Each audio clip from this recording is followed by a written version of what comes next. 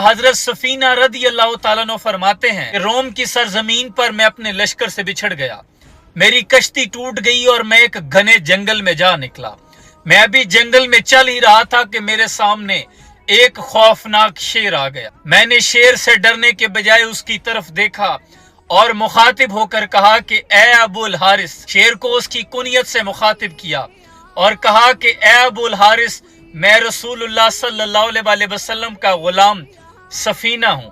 हज़रत सफीना फरमाते हैं कि शेर ने मुझ पर हमला करने के बजाय जब ये सुना तो दुम हिलाने लगा और मेरे करीब आकर खड़ा हो गया। इसके बाद वो मेरे करीब चलने लगा। अगर जंगल में से कहीं से कोई आवाज आती तो वो उस तरफ मतवज्जे हो जाता, गोया वो मेरी हिफाजत करता रहा और उसने मुझे बाहिफाजत मेरे लश्कर तक पहुंचा दिया। और जब मैं अपने लश्कर के साथ जा मिला तो शेर एक गरजदार आवाज के साथ धाड़ा और वापस जंगल की तरफ निकल गया। कुर्बान जाऊं, याद करें जब हजरत साद बिन अबी वकास ने दजला के किनारे सासानियों के खिलाफ लश्कर उतारा था तो सासानियों ने हजरत साद बिन अबी वकास के जाने से पहले ही पुल तोड़ दिए थे। तो साथियों ने पूछा दरिया के किनारे खड़े होकर, हजरत अब क्या करना है? तो साद बिन अबी वकास ने फरमाया कि दरिया में घोड़े उतारने हैं। और क्या करना है? घोड़े उतारने से पहले हजरत साद बिन अबी वकास ने दजला से मुखातिब होकर फरमाया कि ए दरिया, कभी तूने हजरत मूसा के हवारियों को रास्ता दिया था, हम तो फिर मोहम्मद अरबी के गुलाम आए हैं। और ये कहकर हजरत साद बिन अबी वकास दजला को अबूर कर गए थे।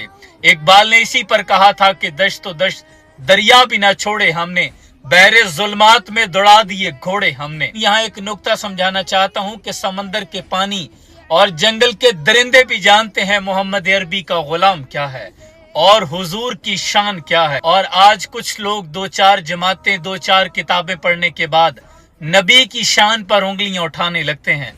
वो एक सूफी शायर ने ठीक कहा था कि कदर नबी दा एक ही जानन दुनियादार कमीने, कदर नबी दा जानन वाले सौंगे विच मदीने, ते कदर पानी दा मछली जाने या जाने मुर्गाबी, ते कदर नबी दा अल्लाह जाने या जाने असहाबी, कदर फुलांदा बुलबुल जाने साफ दिमागां वाली, कदर फुलांदा गिद्ध की जाने मुर्दे खावन वाली, ते कदर यूसुफ दा मालूम होया पाइयां मिस्र गया नू, ते कदर नबी दा मालूम होसी कबरां विच पिया नू।